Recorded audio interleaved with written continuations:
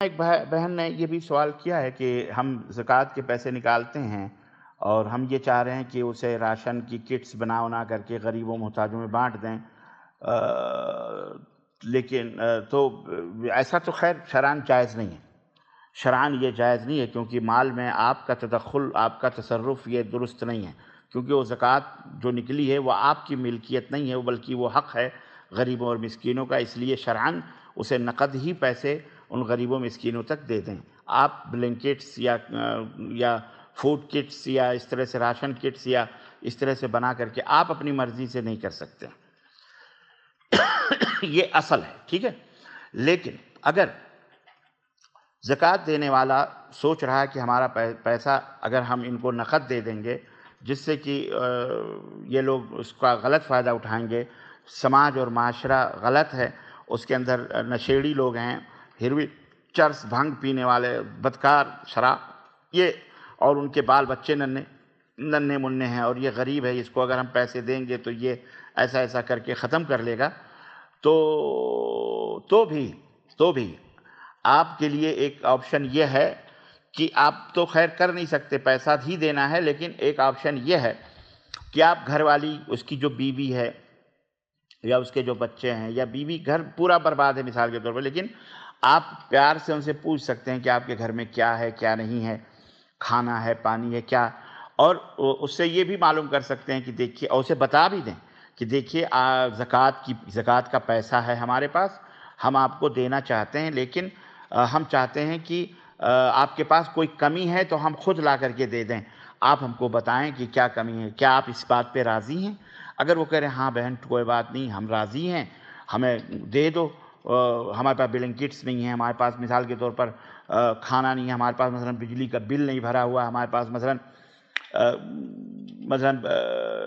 Motor cycle ہے لیکن petrol ڈلانے کے پیسے نہیں، تو ٹنکی میں پیٹرول ڈلوا دو۔ ایک بات میں کہتا ہوں، آپ یہ نہ سوچنا کہ ارے پھر تو یہ کیسا غریب رہا، پیٹرول اور بجلی کا بل، ٹیلی فون، اور یہ کیسا غریب رہا، تو یہ غریب ہوتے ہیں ایسے بھی۔ ہمارے یہاں غریب جو یہ سمجھا جاتا ہے نا کہ وہ روڈوں کے اوپر ہاتھ بھکاری بن کے بیٹھا رہتا ہے، یہ سینس بہت ہی غلط ہے، یہ صحیح نہیں ہے۔ بہت سارے ہمارے آزو بازو میں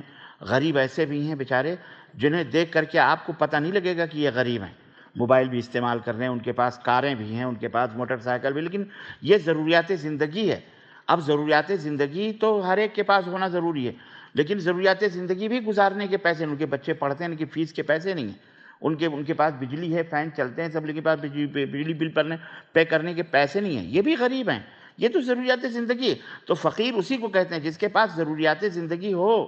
لیکن اوپر سے دوا، علاج اور دیگر کمالیات کے لیے اس کے پاس پیسے نہ ہو، یعنی تعیش کے پیسے، رفاہیت کے لیے اس کے پاس پیسے نہ ہوں، تو اس کو غریب نہیں کہیں، اس کو فقیر کہتے ہیں، اس کو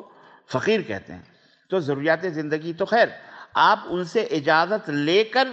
راشن کٹس وغیرہ جو بھی دینا چاہتے ہیں، جو ان کی ضرورت ہے، آپ کر سکتے ہیں، وہ اجازت دے دیں، ہاں ٹھیک ہے مجھے زکوٰۃ آپ دے رہے ہیں، کوئی بات نہیں، لیکن پیسے کوئی بات نہیں، پیسے مت دو ہم کو، یہ ضرورت ہے، یہ تو آپ خرید کر کے لا کر کے دے دیں۔ یہ